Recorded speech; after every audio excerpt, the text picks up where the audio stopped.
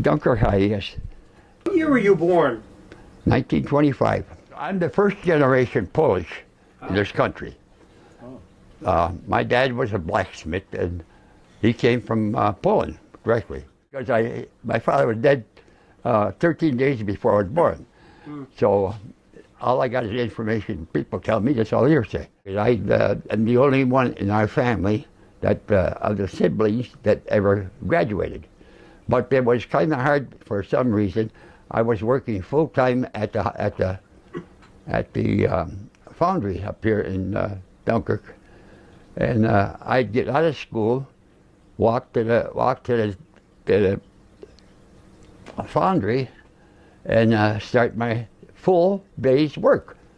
I'd get done at 2 in the morning or 3 in the morning, and then I would go home and take a bath, empty the water, take a second bath. It was dirty work, you know, but I'd be swinging a 22-pound maul, running a jackhammer, and that was it. And then when you're done, shovel tons of sand on a pile, like that, about like this, you know, when they're making the radiators. December 7th, 1941, a date which will live in infamy. John, do you remember December 7th, 1941? Well, absolutely. What were you doing? What was that? The radio was working that day. You remember that? Oh, that's right. The Japanese come over and started the war. That's what, it was all right. The war was already going on in Europe. But when they dropped it on us, we had a good reason to get even, you know, and they did. But Dunkirk used to be a big depot, you know. Mm-hmm. As a matter of fact, I had to change it so I got there. Did you know what a whistle stop is? Mm-hmm. All right, this guy's President Roosevelt was on a whistle stop, stopped in Dunkirk, and that's when I was 11 years old. And he's up there making speeches from the back of the train. So he's talking about things, and then he'd go to the next town, I'd stop the train, and he'd be talking to the people in the next town. That's what happened here in 41. I signed up in March, and they didn't take me right away in March. They waited till I graduated. It was in June, and as soon as I got out in June, I had about a month at home, and then in the Army I went. But I did sign up for it. I didn't have to sign up for another 3 years, but I wanted to put my effort, you know, that's the way I was. Why did you pick the Army? It was handy. And I went with these guys. When we left Dunkirk, it was 12 of us. I left Dunkirk on a bus to go to Buffalo. Well, of the 12, 4 guys got killed. As a matter of fact, the guy sitting to me in school got a .50 caliber right in the head. So that wiped him out completely. Never a question about it. And then another guy came from Fourth Ward, very nice, sweet guy. You know, nice, good, patient guy. And he come back and he was crazy, you know. Well, and then another guy, I met another guy that went with me from Dunkirk, and he said, yeah, he said he got, he said we were in a shelter. We weren't in a shelter. We were in the ground in a cellar, like. And he said the woman there was having a baby. She was going to have a baby. He said, and a shell went off. The baby got killed right there before it was even born, and the woman didn't get hurt. So that's what shook him up. Yeah, understandably. Yeah, he come back. He wouldn't. He wouldn't. Where did you go to boot camp? El Paso, Texas, Fort Bliss. Okay. How long were you there? Just for the training, about 2 months. 2 months, and then from there, where did you go? Well, then they gave us time to go and say goodbye to the family, so we got a vacation for about a week. 10 days is what we got, basically. 10 days, then we had to be back at camp. So it hardly worth the trip for me because, you know, nobody had any money. I mean, I didn't have any money because I gave it all away when I was working, you know, to keep the family together. But I did. You know, it's the last chance before I die. So I come up and I said goodbye to my mother and the rest of the family, and I went back. And they sent me to Fort Dix in New Jersey. What were they training you for, John? And aircraft. I had identified. You identify a plane in less than a second, so you shoot the right one down. I mean, if you're going to shoot the right one down. But they had these 90s set up, 90 millimeter, and they would shoot as a unit, you know, like a big boom, and 4, 5 guns go off at the same time. You get up different heights and things get up, plane to explode there. They put me on KP for 24 hours straight. You know, 8 hours is enough, you know, for anybody washing dishes. So, yeah, 24 hours straight, and then from there, I mean, like I say, that was a Fort Dix, that was in New Jersey. Yep. And I found out what a persimmon was. You know, if you get a persimmon, it's like a little peach. If you eat the persimmon, I didn't know what it was, but I met one of the local people up there, and they said, yeah, it's a persimmon, but they're not ripe yet. He said, you got to wait till they're ripe before you eat them. And I said, well, okay. So I tried one anyhow, and my mouth puckered up. I tell you, it was terrible what a taste. But, you know, it just shrunk my mouth, actually. But they're very tasty when they're ripe. A super easy way to tell if it's ripe enough is to take this leafy part on the top, and if it's ripe, you're going to be able to pull it right off. From there, we went, Oakland, California is right next to San Francisco. Mm-hmm. So they gave us about a week out there. From there, they took us up to Seattle. Puget Sound out that way, I think it was. And there we waited. Yeah, from Seattle we got shipped out, and then they took us for a little ride around in the ocean in a boat. And the guy, a troop ship, but before we went on the troop ship, this one guy says, well, now if, in case you get stuck on a raft, and they tell us how to exist in case you get sunk in, you know. And they said, in case you find a raft or a piece of wood that you can stay on, he said, stay on it, and if you're going to throw up, save the pieces. You know, that's the way it was anyhow. And then one of those trainers up there in the Army, he said, yeah, he said, you got to be careful about those sharks. He said, but don't worry about it. He said, they'll be afraid of them. They're afraid of you. Splash around and kick around and make a lot of noise. That's the dumbest thing you could ever do, you know. I spent better than a month on a troop ship wherever there's islands. Some of us would get off, go down the landing net. I never got a chance to do it till I got to Mogmog. Let the guys get off for 4 hours. I'll get off the troop ship for 4 hours, and they give you 2 cans of beer. 2 cans of beer, and you can go, it's hot by then. So I got my 4 hours in there, but the guy next to me, they see everybody was, you didn't really know anybody, but the guy next to me, he goes to another guy up there, he says, I'll give you $5 for that beer. So the guy said, no, I'll give you $10. No. So he said, it's $10, I'll drink it. And he, you know, like a buzz, you know. We're continually moving in closer toward Okinawa Shima. Directly overhead, squadrons of dive bombers, our dive bombers. The trains up here, right in Dunkirk. Sure. All right. They would come by and they had a steam running it, you know, and they'd come by and be noisy, shoo, you know, and then especially the fast freight trains, they'd come by and then the breeze, you'd feel the breeze and stuff. That's the way it was on Okinawa. The battleships backed away out of range of the artillery on the island.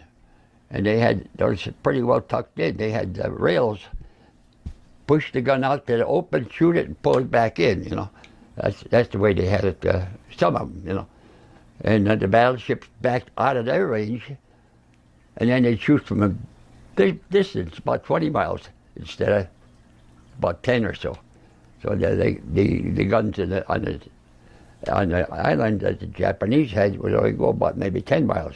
So the battleships backed up, and then they come over, and one of these shells come over where I was, and it shook. You know, it come by, and you could feel the breeze, just like that train coming by. You know, you feel the breeze, and then boom. You know, after passage, you could feel the breeze that's coming. So I was just thinking, I hope those guys are accurate at what they're going to shoot, because it got lowered a little bit more. It would have been me instead of those guys. When I was in Hawaii, and was already set, I guess. Right. But when I was in there in Hawaii, in the Repel depot, the guys were looking at me. You know, they had like a little building there, and these guys are looking at it. I said, they're looking at me. You know, 213 of us were in that group standing lined up. And I said, geez, they keep looking at me. And then there's a little window they were looking out. And they're taking turns who's going to be at the window. So then when they got there, they discharged everybody. You go back to as you were. And they held me back, and they come in and said, how would you like to become a medic? So I was trained on a gun. Okay, it's all right, whatever you got to do. So I became a medic, just like that. The guy threw 4 books at me, said, read. So I read the 4 books. Now I'm an expert. only in the Army could that happen. Yeah.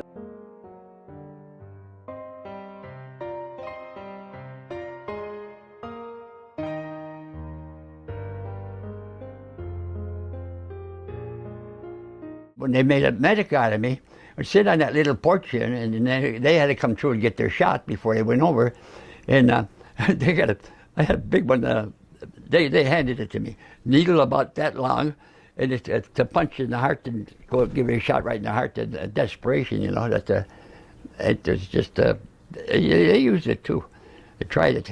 Anyhow, they put a little bit of water. They said, sit on that porch and go like this, you know. And look, and I could shoot from here across the thing, you know. And I was teasing them as they come through. The one said, no, he was trained. Don't let him shoot me. When I've been through 4 doctors.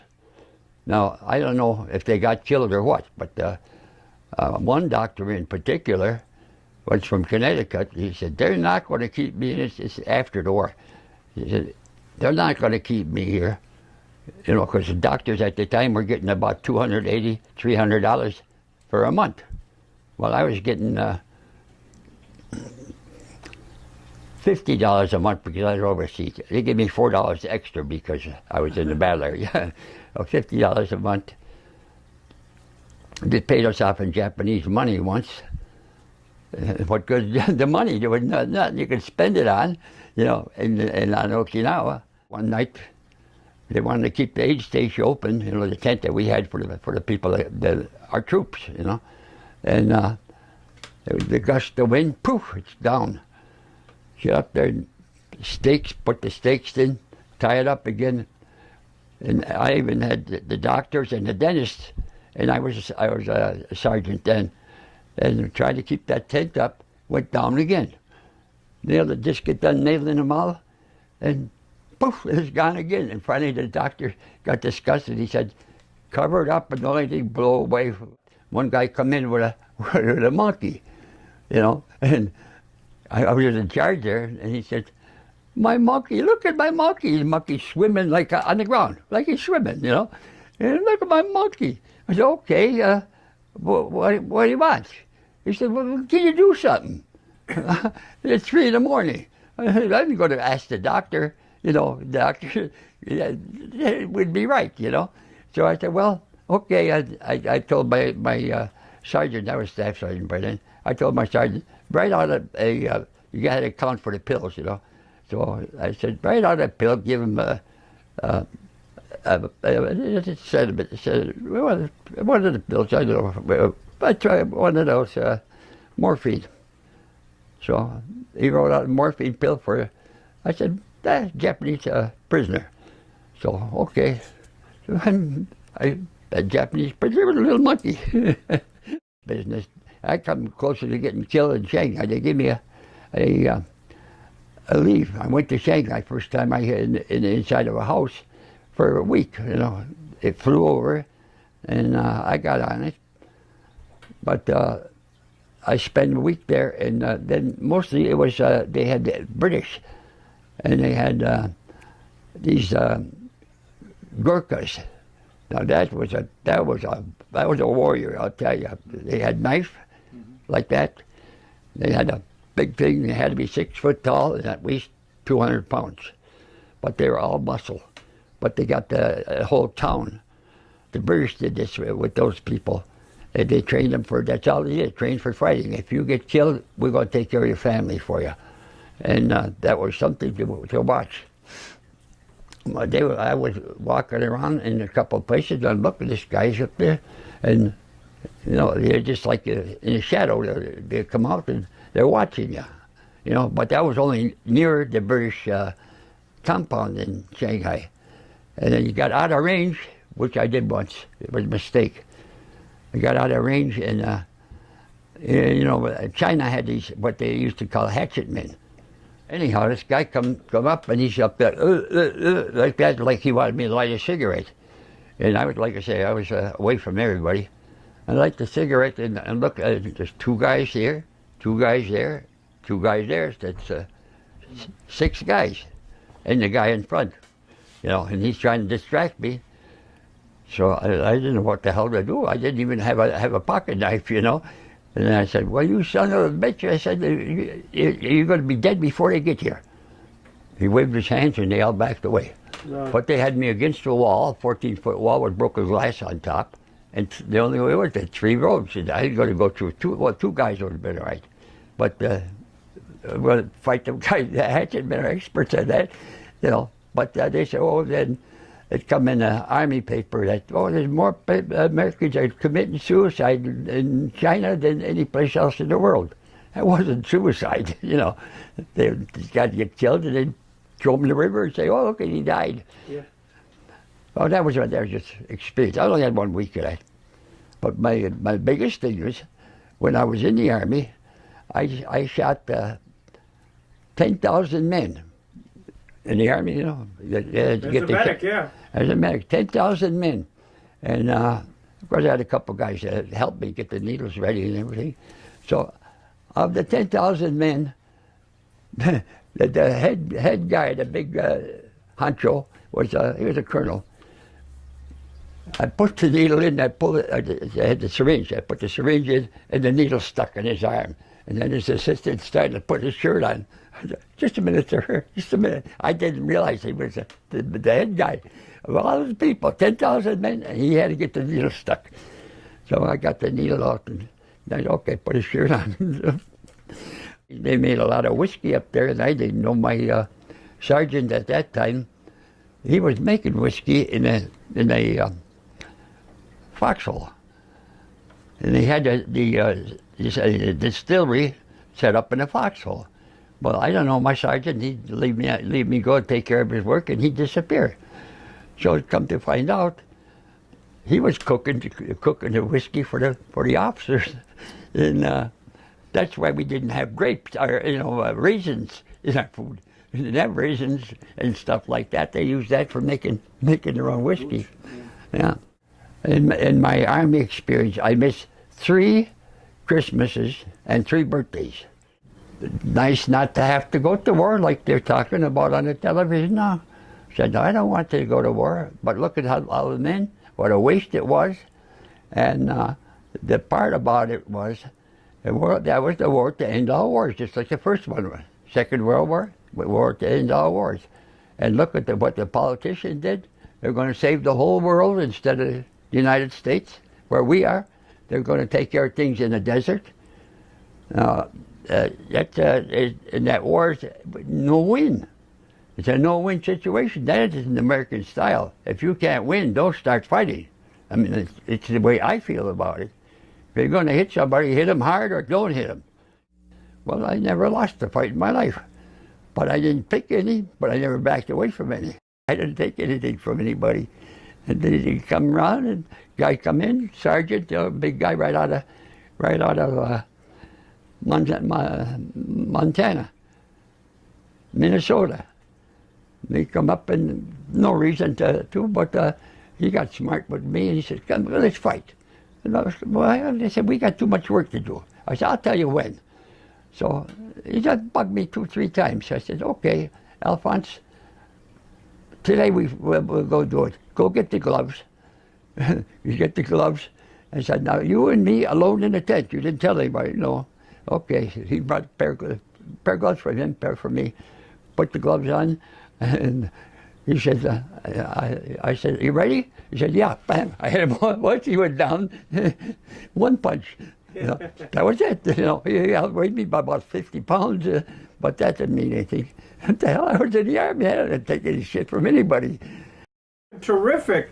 What a great interview. Yeah. Well, I didn't tell you about the Parrot. Tell me about the Parrot. When I was on Okinawa, they had a little section where they had bamboo growing all the time, you know.